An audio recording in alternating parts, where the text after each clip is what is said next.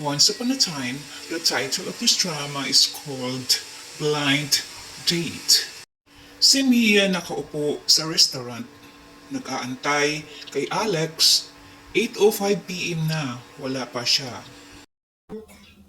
Mag-aantay na ako sa ka-date ko.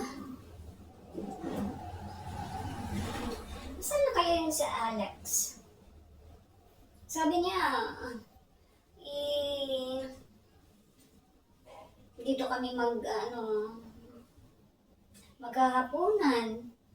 Tapos, it's, the time check now, it's 8:10 p.m.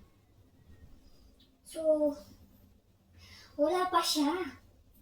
Ano ba talaga? Ganun ba ako ka-desperate o katanga? Akala ko seryoso siya. Stupid me. Nag-aayos pa naman ako. Tingnan mo. Ang gaganda ko pa. Tapos, baka hindi sisipot yung ka-date ko. Paano kaya yun? Maghanap kaya ako ng ka-date dito? Flashbacks. Mia, text. Hey, Alex! Dinner tonight? Alex, text. Sure. 8 p.m. sa Italian place. Mia, excited. Okay. Talaga nagre-reply. Kanina pa ako text ng text. Ayaw na mag-reply. Ano ba yan? Hindi na lang sana magsabi ng magkaroon ng dinner date. Bukas, Valentine's Day pa naman.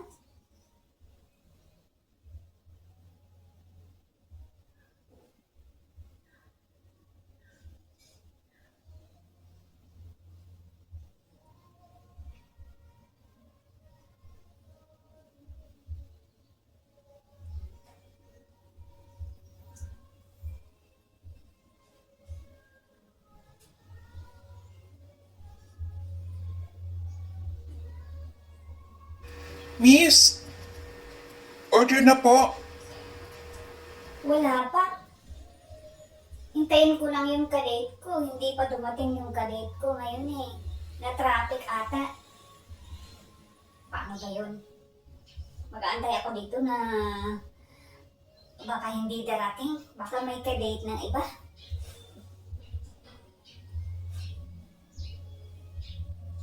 Oh my God! It's already 8:30 p.m.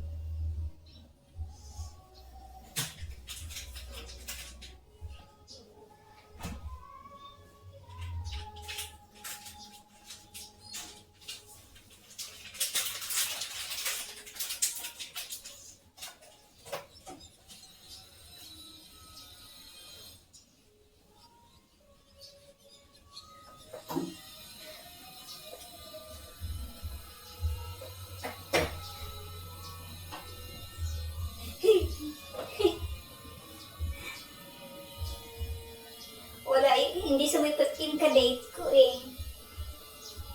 Paano ba yan?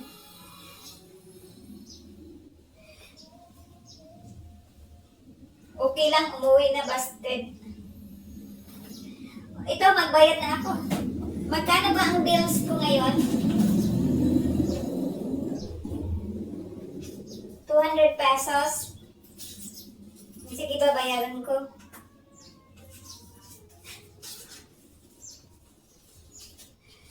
O ito, keep the change.